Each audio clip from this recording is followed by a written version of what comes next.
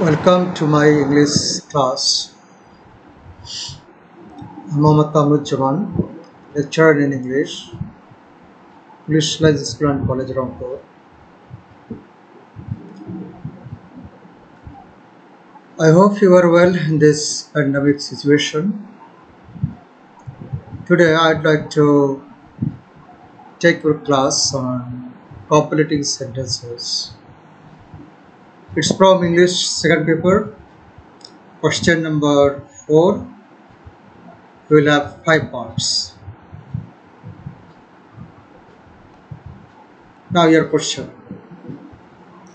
Complete the sentences using suitable clauses or phrases. So sentence পূর্ণ করতে হবে উপযুক্ত ক্লোজেস বাক্যাংশ অথবা ফ্রেজেস শব্দাংশ দিয়ে। এরকম তোমাদের 10টি থাকবে, 10টিতে 0.5 করে মার্কস রয়েছে, মোট তোমাদের মার্কস হবে 5। এখন আমরা দেখব খুব সহজেই আমরা কিভাবে এগুলোর সমাধান করতে পারি। Key notes to solve the question. Number 1. Understanding phrases and clauses. অর্থাৎ ওয়ার্ড দিয়ে সেন্টেন্স কমপ্লিট করা যাবে না। প্রশ্নে যেটি বলা হচ্ছে সেটি হচ্ছে যে তোমাদেরকে ফ্রেজ বা ক্লোজ দিয়ে সেন্টেন্স কমপ্লিট করতে হবে, কিন্তু কোনোভাবেই ওয়ার্ড দিয়ে বা শব্দ দিয়ে সেন্টেন্স পূর্ণ করা যাবে না। সুতরাং আমাদেরকে আগেই জানতে হবে ফ্রেজ কাকে বলে এবং ক্লোজ কাকে বলে। আমরা ফ্রেজের সংজ্ঞার দিকে একটু লক্ষ্য করি। ফ্রেজ বা শব্দগুচ্ছ, a phrase is a group of words without subject or verb. তাহলে ফ্রেজ হচ্ছে একগুচ্ছ শব্দ যেখানে সাবজেক্ট এবং ভার্ব একই সঙ্গে থাকে। For example, prepositional phrases, on the roof, to me.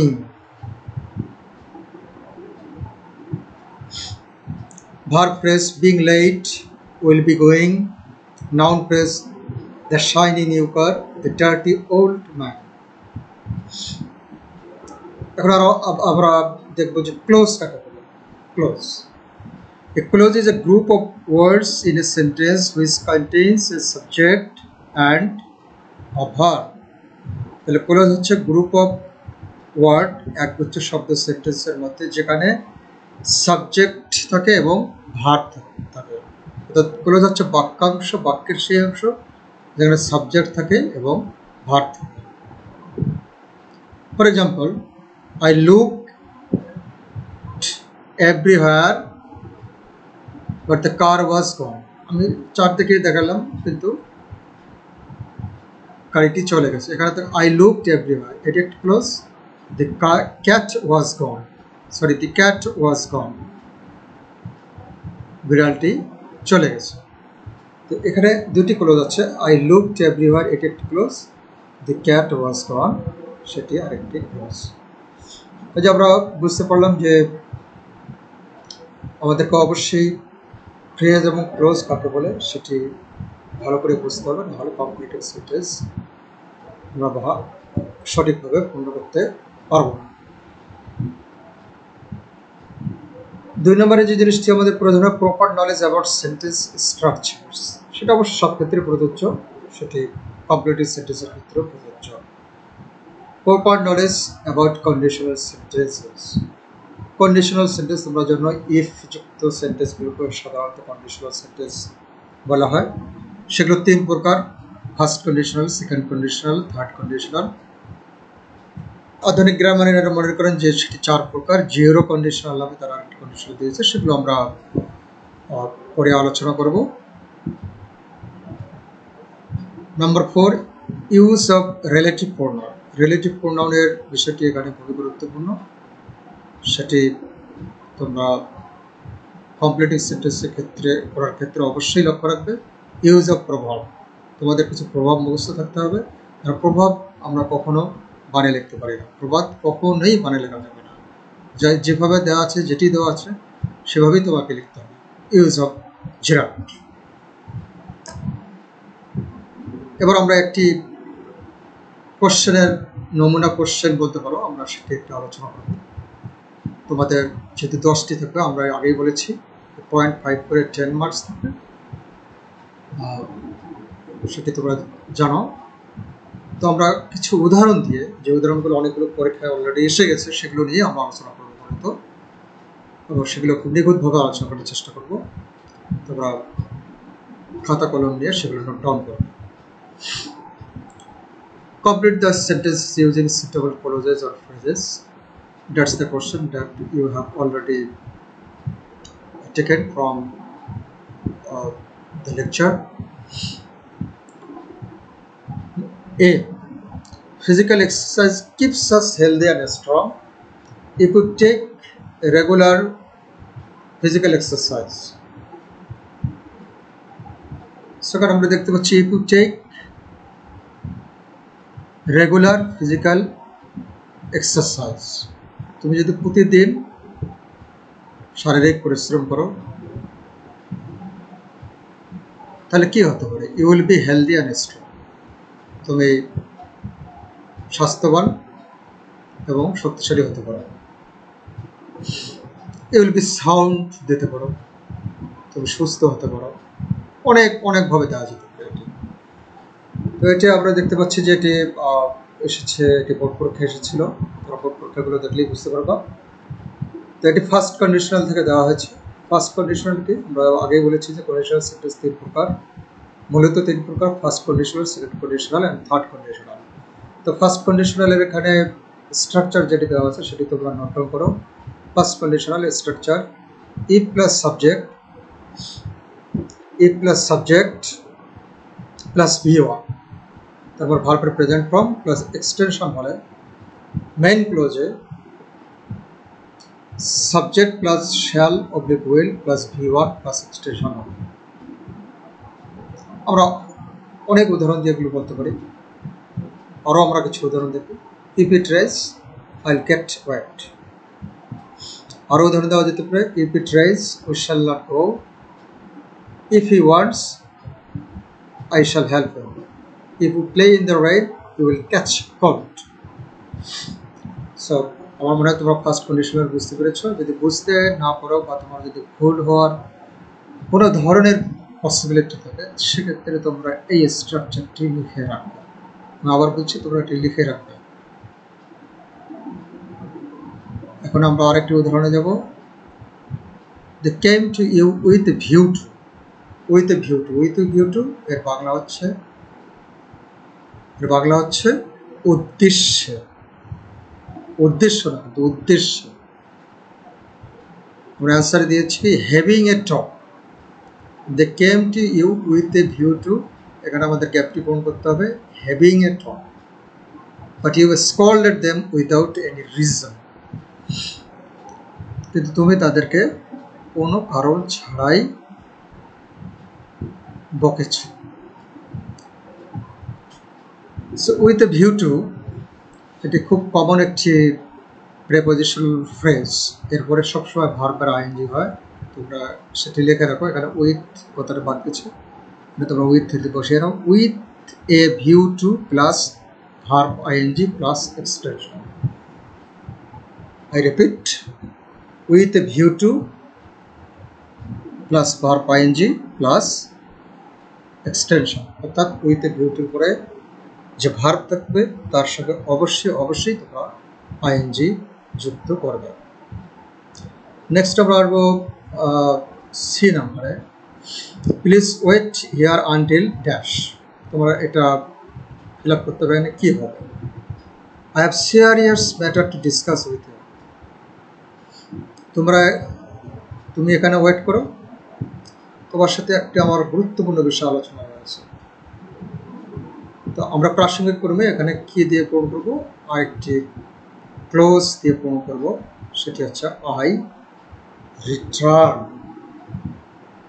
অথবা এখানে আনটিল আই কাম ব্যাক হতে পারে, যেভাবে দেবে সেটি হবে। Number D, you wandered aimlessly, তুমি লক্ষ্যহীনভাবে ঘুরেছিলে। You if you studied properly, তুমি যদি সঠিকভাবে পড়াশোনা করতে, অধ্যয়ন করতে, you could ace brilliant result, তোমার খুব ভালো ব্রিলিয়ান্ট রেজাল্ট হতো। তো আমরা প্রথমেই বলেছিলাম যে কি নোটসে আমরা বলেছিলাম যে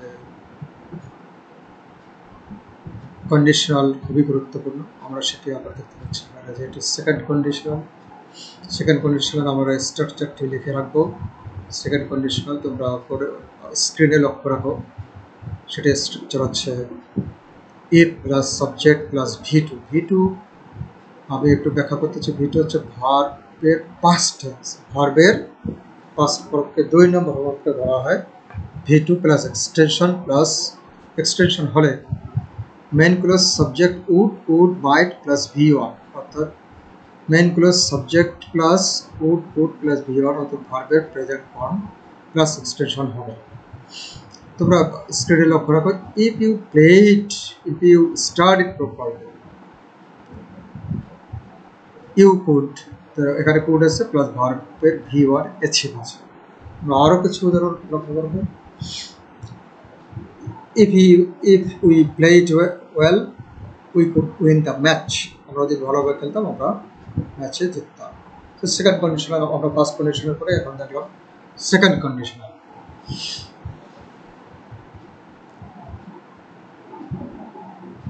number E, your exam is knocking at the door, তোমার পরীক্ষা খুবই কাছে। read diligently lest, খুবই খুবই গুরুত্বপূর্ণ। লেস্টের পরে কি হয়? লেস্ট অর্থ কি? লেস্ট অর্থ হচ্ছে ভয়ে বা পাছে, কোনো কিছু হওয়ার ভয় থাকলে তখন লেস্ট। তো আমরা লেস্টের পরে যে স্ট্রাকচারটি ব্যবহার করবো সেটি হচ্ছে, দেখো তোমরা লেস্টের আগে একটা অংশ থাকবে, সেটি আমরা ড্যাশ দিয়ে বোঝানোর চেষ্টা করেছি। লেস্ট এর অর্থ হচ্ছে পাছে বা ভয়ে plus subject you should fail in the examination. লিস্টের পর অবশ্যই শুড বসাতে হবে। শুড প্লাস ভার্ব ওয়ান বা ভার্বের প্রেজেন্ট ফর্ম বসাতে হবে। আমরা পরের উদাহরণে যাই। There goes a proverb, that, তাহলে একটি প্রভাব রয়েছে, কি রয়েছে? ড্যাশ, তারপরে gap, we must take proper use of time. Time সংক্রান্ত একটি প্রবাদ রয়েছে, সেটি কি হতে পারে? সেটি আমরা প্রাসঙ্গিক কর্ম অবশ্যই দেব, যেটা টাইম সংক্রান্ত সময় রিলেটেড একটি প্রবাদ। সেটা দেয়ার goes a proverb that time and tide wait for. So আমরা যেটা প্রথমেই বলেছিলাম কি নোটস, গুরুত্বপূর্ণ পয়েন্টস যেটা বলেছিলাম যে প্রবাদ থেকে আমাদের আসে, সেটা আমরা প্রমাণ পেয়ে গেলাম। জি নাম্বার হচ্ছে air is polluted in many ways, বাতাস বিভিন্নভাবেই দূষিত হয়, পলিউটেড হয়। ইট ইজ হাই টাইম,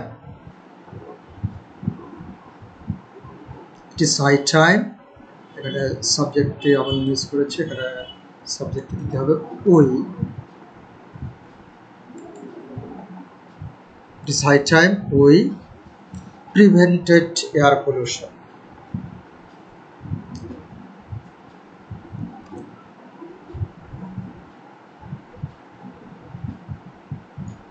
এটি খুবই কমন একটি স্ট্রাকচার এবং তোমাদের রাইট ফর্ম ভার্বস থেকে শুরু করে অনেক জায়গায় এটি কমন থাকে। সো কোনোভাবেই এটা ভুল করা যাবে না। তোমরা এটা লিখে রাখবে। It is high time plus subject plus ভার্বের past form. It is high টাইমের পরে সাবজেক্ট যদি থাকে তাহলে অবশ্যই তার পাস্ট ফর্ম দিতে হবে। I repeat, it is high time plus subject plus ভার্বের পাস্ট ফর্ম বা V2। Number G, the shoes are so expensive, জুতোগুলো এত বেশি ব্যয়বহুল ছিল। তারপরে এটি আরেকটি ক্লোজ দিয়ে আমাদেরকে পূরণ করতে হবে। সেটি কি হতে পারে? এত ছিল যে আমি I could not buy them, আমি সেগুলোকে আমি কিনতে পারি সেগুলো। সো দ্যাট এই স্ট্রাকচারের ব্যবহার করা হয়েছে। সো দ্যাট এর মানে হচ্ছে এতই যে, এতই যে।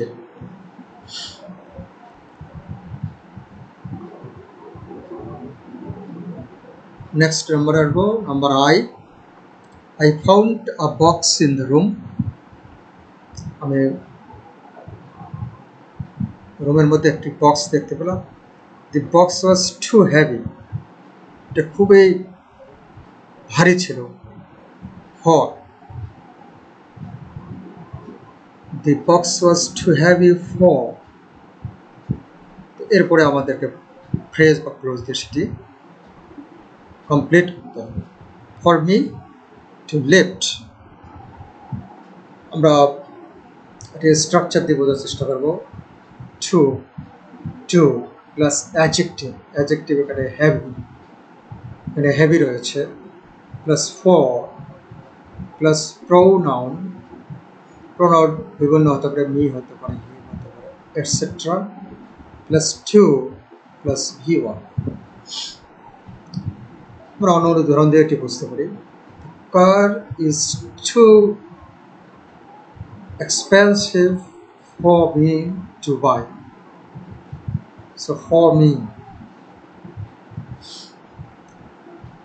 লাস্ট ওয়ান, লাস্ট নাম্বার যে নাম্বার হলে আমাদের 10টি হয়ে যাবে। I was not hungry at all, আমি একদম ক্ষুধার্ত ছিলাম না। If I had been hungry, আমি যদি ক্ষুধার্ত থাকতাম, I would have taken milk, so আমি যদি ক্ষুধার্ত থাকতাম কি হতো, সেটাই আমাদের সেটা দিয়ে বাক্যাংশটি পূরণ করতে হবে, সেন্টেন্স কমপ্লিট। আমরা এখানে হ্যাড দেখতে পাচ্ছি। প্রাসঙ্গিক ক্রমে আবার বলি যে কন্ডিশনাল খুবই গুরুত্বপূর্ণ। এটা থার্ড কন্ডিশনাল ব্যবহার করা আছে। থার্ড কন্ডিশনাল আমরা দেখি এখানে স্ট্রাকচারে if plus subject plus had plus verb 3, আমরা if plus subject plus had plus verb 3 পেয়েছি। been plus extension hungry, if I had been hungry, হলে মেইন ক্লোজের সাবজেক্ট প্লাস উড হ্যাভ, আমরা উড হ্যাভ পেয়েছি, or could have or might have plus V3 plus extension, সেটি আমরা পেয়ে গেছি। Extension আমরা ব্যবহার করেছি would have take my meal। আমরা উদাহরণ দিতে পারি, if your mother had told me earlier, I would have visited you। সব আমরা যে জিনিসটা ব্যাপারে লক্ষ্য করলাম যে সব কিছুই আসলে প্রাসঙ্গিক ক্রমে আসে, প্রাসঙ্গিক কনটেক্সট বুঝে আমাদের ফ্রেজ এবং ক্লোজ এর সঠিক ব্যবহার করে সেন্টেন্স কমপ্লিট করতে হবে। প্রিয় ছাত্রছাত্রীরা, আমরা মনে হয় তোমরা কিছুটা বুঝেছ। কানেক্টেড থাকার চেষ্টা করবে আর বোর্ড কোশ্চেনগুলো বেশি বেশি সলিউশন করবে, নিজের প্রতি যত্ন রাখবে। Take care, thank you very much.